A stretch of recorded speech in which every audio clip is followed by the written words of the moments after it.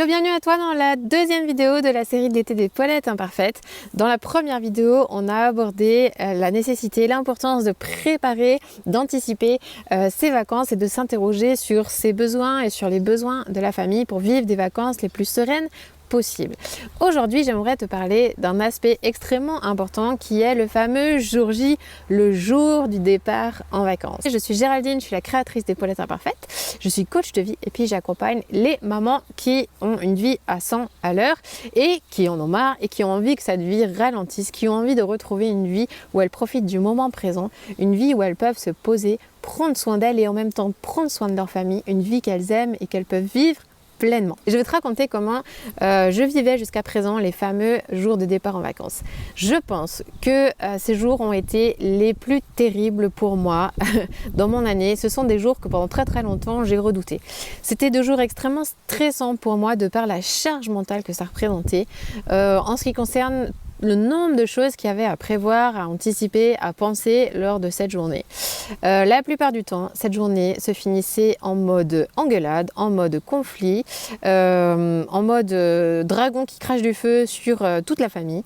Et je me souviens le nombre de fois où je ferme la portière de la voiture, je m'assois dans la voiture, je souffle et là, je suis en mode colère, en mode frustré, en mode tendu.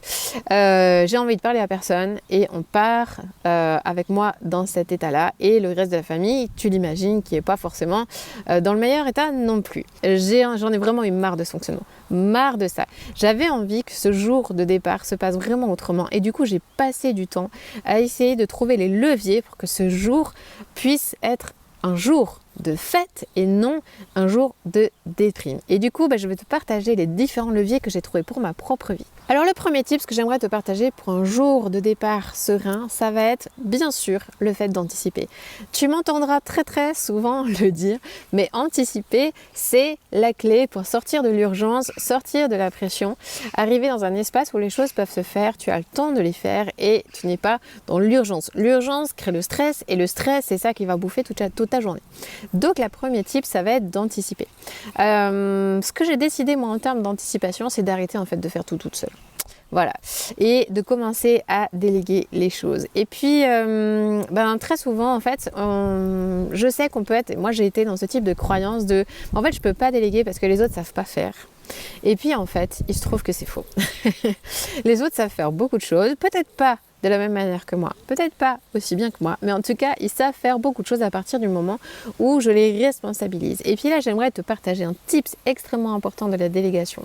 Déléguer, c'est pas dire aux autres comment faire, c'est leur dire quoi faire. De quoi as-tu besoin, quand est-ce que ça a besoin d'être fait, et puis ça s'arrête là. Ok, s'ils ont besoin d'explications, s'ils ont besoin de savoir comment faire, ils peuvent te le demander et à ce moment-là, tu peux expliquer. Mais je vais t'encourager à baisser ton niveau d'attente pour ce jour-là et à simplement accepter que les choses soient faites même si elles ne sont pas parfaites. J'ai délégué aux enfants le fait de faire leur bagage. J'ai arrêté de faire tout leur bagage à leur place. Pour rappel, mes enfants ont 4 ans, 5 ans et 8 ans maintenant. Et du coup, même le petit de 4 ans est capable, lorsque je lui demande de prendre 2 tenues, d'aller chercher ses tenues et de les mettre dans le sac. Moi, je fais un check rapide à la fin, mais ça marche. Très souvent, je faisais le ménage le jour du départ en vacances, qui est une hérésie totale. J'ai arrêté de faire ça. Et maintenant, le ménage est fait 1 ou 2 jours en amont. Oui, certes, quand on part, c'est pas nickel. Et en même temps, l'objectif, c'est que la maison soit à peu près correcte pour notre retour en vacances. Et l'objectif est atteint même 2 jours en avance. Pareil pour les bagages, je t'encourage à préparer les bagages, à éviter de faire les bagages le jour où tu pars en vacances. Il n'y a rien de plus lourd, rien de plus compliqué à gérer en termes de charge mentale que les bagages. Et du coup, maintenant, moi, les bagages, je les anticipe aussi également 2 à 3 jours en avance pour que le jour J, finalement, je n'ai plus qu'à rassembler les 10 dernières affaires qu'il y a à rassembler et à finalement charger la voiture et à partir.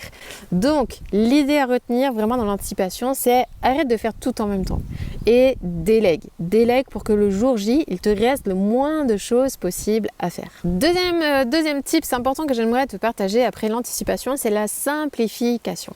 Simplifie ce que tu emmènes en vacances. Moins tu vas en emmener, plus finalement les vacances vont être légères, même en termes pratico pratique, moins la voiture sera blindée, moins il y aura de logistique à apporter pendant ces vacances. Simplifier au niveau matériel, ça veut dire déjà réduire au minimum ce que tu emmènes en vacances. Pour mes enfants, sur une semaine de départ en vacances, on emmène 3 tenues.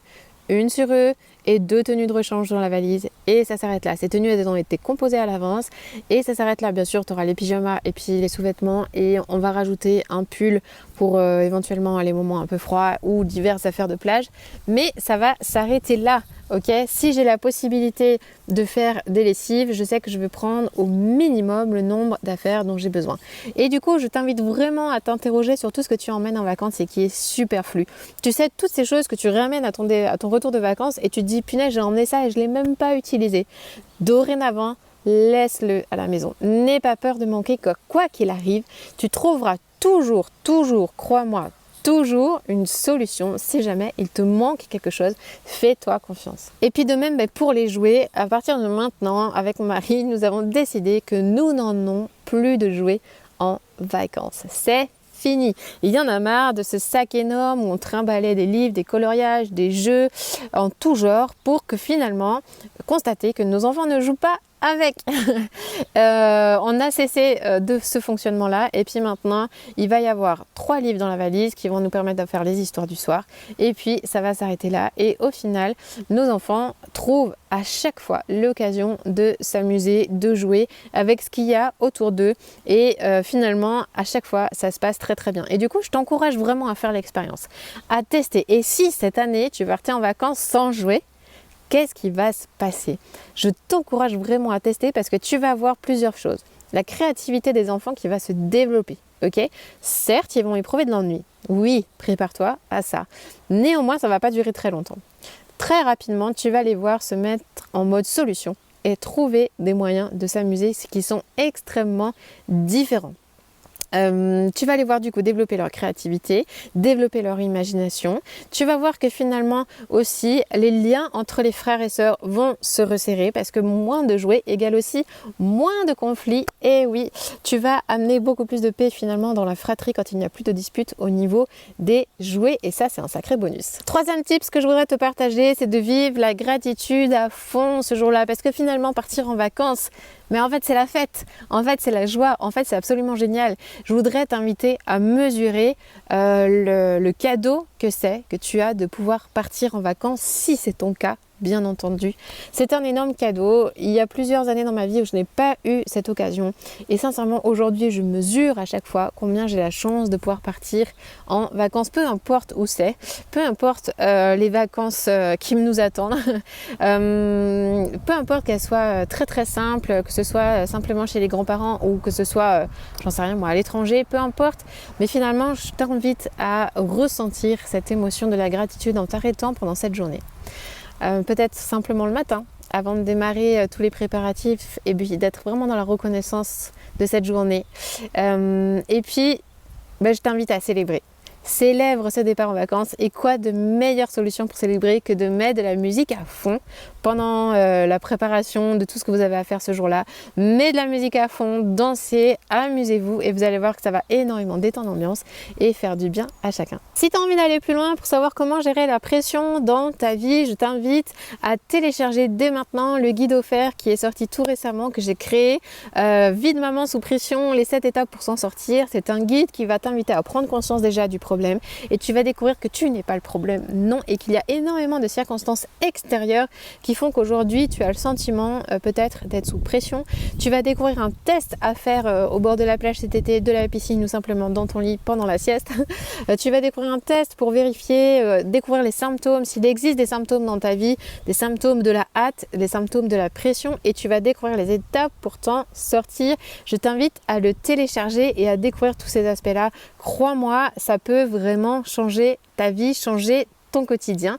Et moi, je te dis à tout bientôt pour une 3e vidéo où là, ensemble, on va parler de concrètement comment, pendant les vacances, arriver à se détendre.